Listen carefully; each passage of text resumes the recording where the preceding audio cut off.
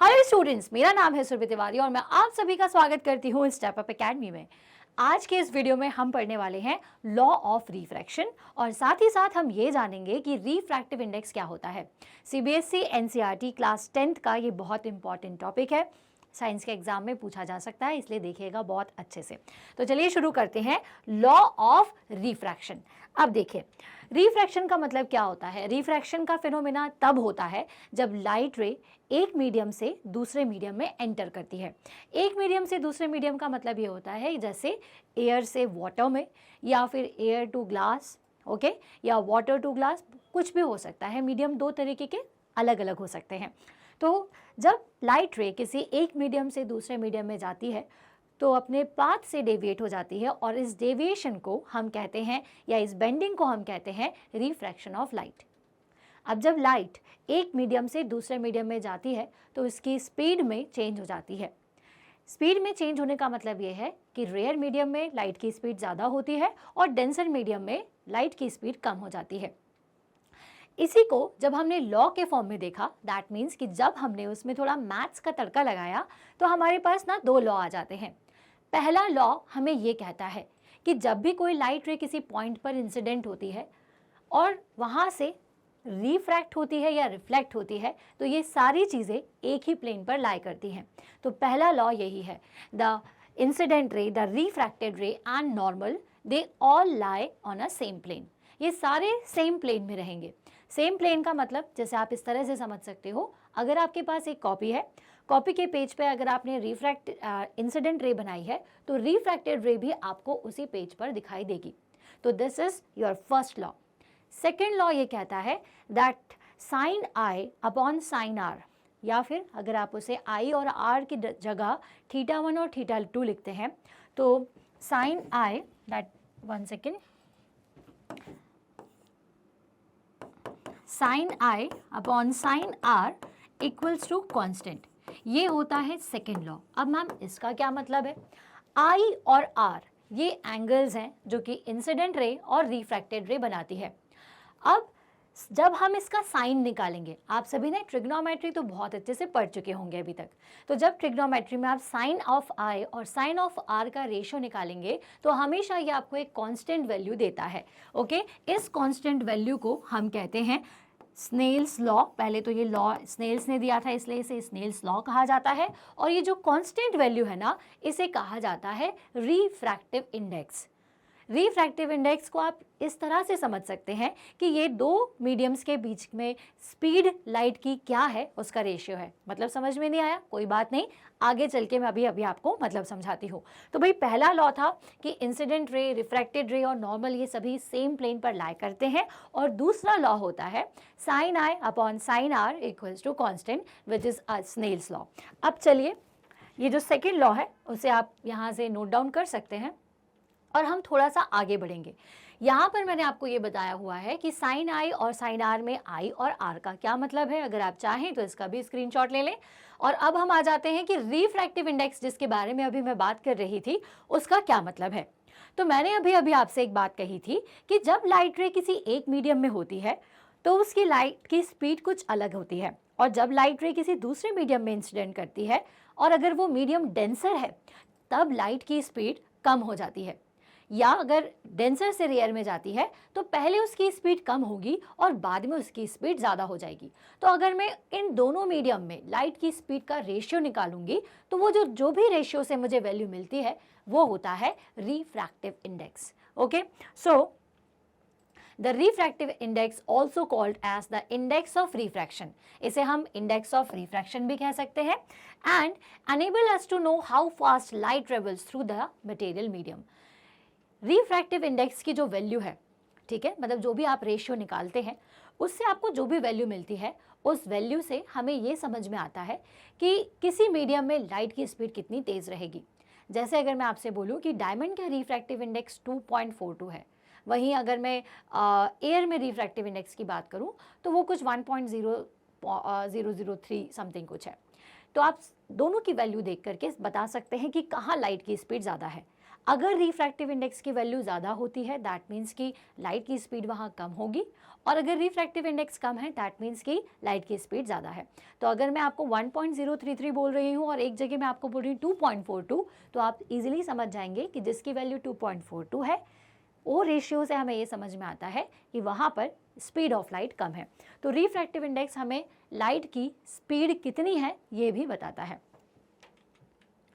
सो यहाँ पर refractive index को निकालने के लिए हमने एक डायग्राम बनाया हुआ है, रिफ्रैक्टिव इंडेक्स n1 और रिफ्रैक्टिव इंडेक्स n2। यहाँ पर आप इनको सीधे शब्दों में भी लिखोगे तो आप ये लिख सकते हो speed of light in medium 1 और speed of light in medium 2। Okay, अब देखिए अगर मुझे निकालना है रेशियो, तो हम रेशियो कैसा निकालते हैं, एक के रिस्पेक्ट में दूसरे के हिसाब से। अब जैसे मुझे यहाँ पर सेकेंड मीडियम का रिफ्रैक्टिव इंडेक्स निकालना है, ठीक है, मतलब मुझे ये चेक करना है कि यहाँ पर स्पीड ऑफ लाइट क्या है, तो हम क्या करेंगे, n21 equals to n1 upon n2 करेंगे। इसका मतलब कि हम क्या कर रहे हैं, n2 के लिए रिफ्रैक्टिव इंडेक्स की वैल्यू निकाल रहे हैं, मतलब ये पता कर रहे हैं कि यहाँ पर लाइट की स्पीड कितनी होगी। ओके, सो रिफ्रैक्टिव इंडेक्स जो है वो एक डायमेंशनल लेस क्वांटिटी है। क्या याद रखना है कि इसमें डायमेंशन नहीं होता। ऑब्वियस सी बात है, रेशियो निकालोगे तो यूनिट से यूनिट कैंसिल हो जाएगी और वो डायमेंशन लेस हो जाएगा। फॉर अ गिवन मटेरियल और medium the refractive index is considered the ratio between the speed of light in vacuum to the speed of light in the medium on which it goes. A refractive index for a medium is represented by small n and it is given by the following formula, n equals to CYV. अगर मैं किसी material medium का refractive index निकाल रही हूँ तो मैं vacuum और उस मान लीजिए कि एक मीडियम वैक्यूम, मतलब एक वैक्यूम है और दूसरा आपका एयर है, और अगर मैं एयर और वैक्यूम के बीच में रिफ्रैक्टिव इंडेक्स निकालूंगी तो वो क्या हो जाएगा, CYV, जहाँ पर n रिफ्रैक्टिव इंडेक्स है। C is the speed of light in vacuum and V is the speed of light in medium, और मीडियम कुछ भी हो सकता है। तो रिफ्रैक्टिव इंडेक्स का फॉर्मूला हमें सीधे सीधे समझ में आ रहा है, n इक्वल्स टू CYV। अब the given velocity of the light is different media can given the refractive index। अब भाई अगर हमें स्पीड ऑफ लाइट दी हुई है तो उससे भी हम स्पीड निकाल सकते हैं, रिफ्रैक्टिव इंडेक्स निकाल सकते हैं। जैसे n21 equals to v1 upon v2 where n21 is the refractive index of 2 with respect to 1। यहाँ पर n21 क्या है, मीडियम 2 का रिफ्रैक्टिव इंडेक्स है ना। अब जैसे मुझे दो मीडियम दिए हुए हैं, एक मीडियम 1 है और एक मीडियम 2 है। अगर मैं n21 निकाल रही हूँ दैट मीन्स कि मैं किसका रिफ्रैक्टिव इंडेक्स निकाल रही हूँ, 2 का। अगर मैं निकाल रही हूँ n12 तो मुझे n2 अपॉन n1 निकालना होगा, और मैं किसका रिफ्रैक्टिव इंडेक्स निकालूंगी इस केस में, 1 का। आया समझ में। तो मतलब जिसका भी रिफ्रैक्टिव इंडेक्स आपको निकालना है उसे आपको पहले वाले मीडियम के साथ डिवाइड कर देना है, तो आपको रिफ्रैक्टिव इंडेक्स मिल जाएगा। ठीक है, काफ़ी आसान से इससे रिलेटेड क्वेश्चंस भी आते हैं। अब स्नेल्स लॉ क्यों कहा जाता है इसे, तो Snell's law provides the degree और extent of refraction that occurs through a relationship between the incident angle, refracted angle and the refractive indices of a given pair of media. Snell's law को अगर आपको explain करने के लिए आता है कि what do you mean by Snell's law, तो सबसे पहले तो आपको लिख देना है sine i upon sine r equals to refractive index. This is your this is your Snell's law. Snell's law gives you the relationship between incident angle, refracted angle and refractive index of a given media. पहली line आपको यही बतानी है कि Snell's law की मदद से हम इंसिडेंट एंगल, रिफ्रैक्टेड एंगल और साथ ही साथ ये जो आपका रिफ्रैक्टेड इंडेक्स होता है उसके बीच में रिलेशन निकालते हैं, जिसकी मदद से हमें ये समझ में आता है कि जब भी कोई लाइट रे एक मीडियम से दूसरे मीडियम में एंटर करती है तो कितने एक्सटेंट पर वो बेंड होने वाली है। क्या वो टुवर्ड्स नॉर्मल बेंड होगी या वो towards away from normal bend होगी, ये सारी चीज़ें हमें स्नेल्स लॉ से समझ में आ जाती हैं। तो this is your Snell's law, जो कि अगर आपको एग्जाम में आता है तो ये रिलेशन के साथ आपको ये डायग्राम बनाना होगा और ये 2-3 लाइंस जो मैंने अभी आपसे कही वो आपको लिखनी होगी। जैसे according to Snell's law the ratio of the sine of the incident angle to the sine of the refractive angle is a constant for any light of a given color or for any given pair of media. The constant value is called the refractive index of the second media with respect to the first. Now, Snell's law is given by the relation sin I by sin r equals to constant. As I told you, कि यहाँ पर आपको sine i upon sine r equals to constant लिखना है। ये constant क्या होता है? ये कांस्टेंट होता है रिफ्रैक्टिव इंडेक्स। और अगर मुझे रिफ्रैक्टिव इंडेक्स निकालना है तो मैं कैसे निकालूंगी? Sine speed of light in one medium, और अगर मान लीजिए दूसरे मीडियम की स्पीड v2 है तो रिफ्रैक्टिव इंडेक्स क्या हो जाएगा? v1/v2। ठीक है, यहाँ पर N2 और N1 क्या है? N2 और N1 जो है वो रिफ्रैक्टिव इंडेक्स है। तो ये रिलेशन आपको मिलता है स्नेल्स लॉ से। बाकी सारी डिटेल के लिए, या अगर आप ये सारी चीज़ें याद ना रख पाएँ कि ये सब चीज़ें क्या है, तो आप इसके लिए स्क्रीनशॉट यहाँ पर ले सकते हैं।